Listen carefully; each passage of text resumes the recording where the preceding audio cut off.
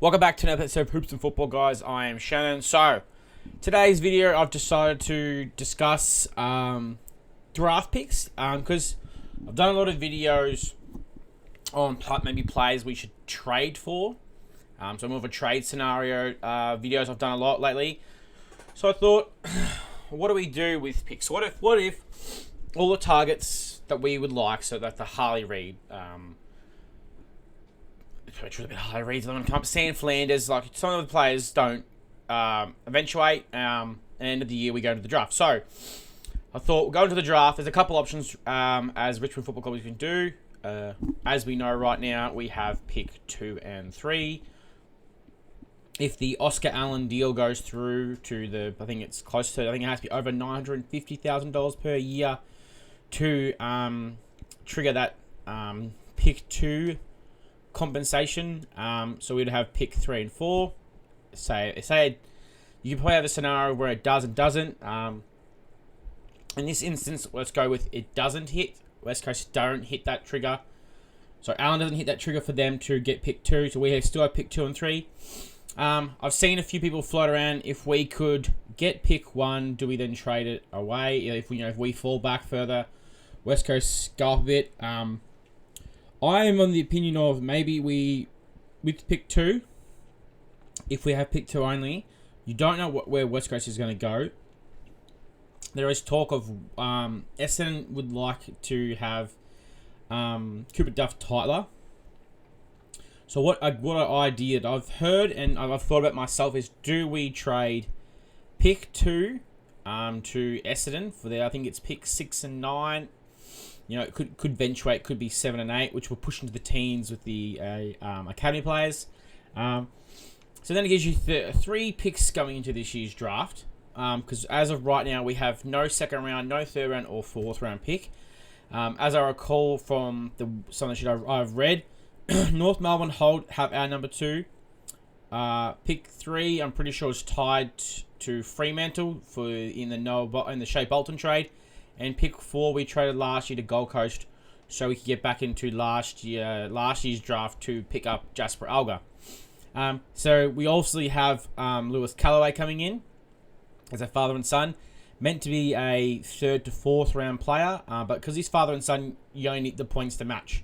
So the idea that I come up with was to trade pick 2 to Essendon to get their later teen picks or early teen picks in maybe time it goes through. It could be 9 and 12, and then you got 2 first round picks. Then and we'll still have pick 3, so you can still go off and get a Fred Rodriguez, a Josh Lindsay, a Sam Gruel, or a Will Dersma. So you can still bring in a top 5 player from the draft, but with those 2 later picks, I believe then you could trade them if you only want to bring really 1 player in and Lewis Callaway. Trade a couple of, you could trade both of those away to get 3 or 4 late picks, and then maybe trade away the other pick to another club for this year, but get their next year's 3rd and 4th round picks if they've got an accumulated amount of picks. Because going into next year's draft, we have, I think it's 4 to 5 father and son and NGA academy players coming in just in next year. So we need to work out a way as well. So it's kind of future planning in my point of view. So if you look at it in the end, we still have pick 3, so still gives you a chance to get a high prospect.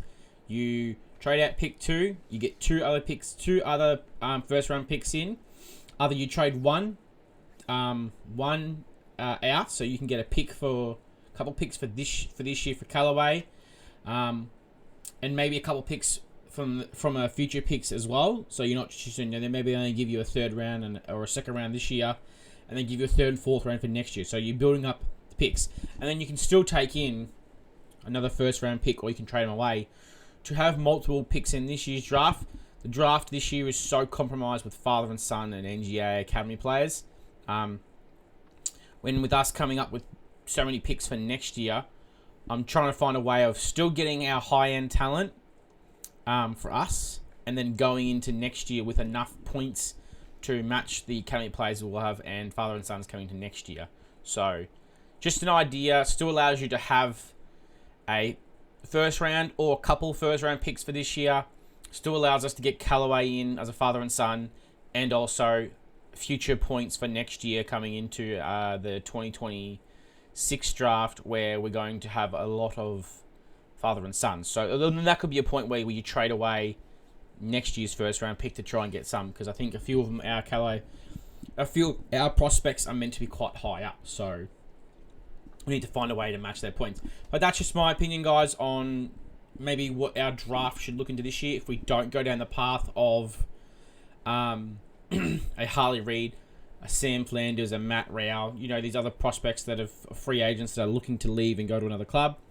It's just trying to build for the future while still bringing in high-end talent, because we all know we still need to be bringing in high-end talent no matter what. So in my little mock or make-up draft sort of thing, it still allows you to bring in a top 5 talent whilst father and son, and then build for the next couple of years coming in as well.